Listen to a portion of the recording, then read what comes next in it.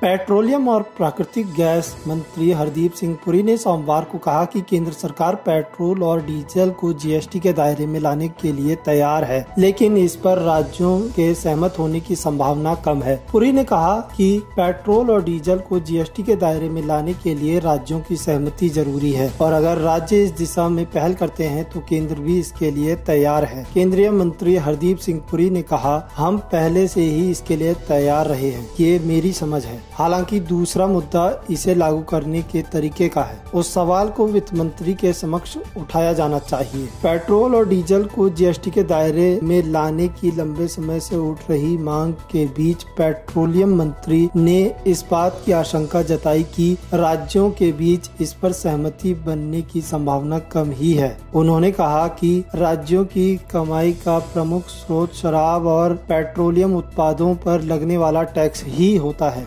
हरदीप पुरी ने कहा, ये समझना अधिक मुश्किल नहीं है कि राज्यों को इनसे राजस्व मिलता है। राजस्व पाने वाला आखिर उसे क्यों छोड़ना चाहेगा। सिर्फ केंद्र सरकार ही महंगाई और अन्य बातों को लेकर फिक्रमंद रहती है। उन्होंने केरल हाईकोर्ट के फैसले का जिक्र करते हुए कहा कि इस मामले को जीएसटी परिषद में उठाने का सुझाव दिया गया था, लेकिन राज्यों के वित्त मंत्री इस पर तैयार नहीं हुए। उन्होंने कहा, जहाँ तक जीएसटी का सवाल है तो हमारी या आपकी इच्छाएं अपनी जगह हैं। हम एक सहकारी संघीय व्यवस्था का हिस्सा हैं। पेट्रोल और डीजल को जीएसटी में नहीं लाने के पीछे राज्यों को होने वाला राजस्व में घाटा अहम कारण है। अगर राज्य सरकारें पेट्रोल डीजल को जीएसटी के दायरे में लेती हैं और जीएसटी के सबसे ऊंचे टैक्स स्लैब में इन दोनों तेलों को रखती हैं, तब भी उन्हें कमाई पर बहुत अधिक घाटा उठाना पड़ेगा। अभी जीएसटी का सबसे ऊंचा स्तर 28% का है, यानी इससे अधिक किसी वस्तु पर जीएसटी नहीं लगाया जा सकता। अगर पेट्रोल डीजल को 28% के भी दायरे में रखा जाए तो राज्यों की कमाई बहुत घट जाएगी। यही वजह है कि राज्य सरकारें पेट्रोल डीजल को जीएसटी में लाने पर सहमत नहीं हो रही है।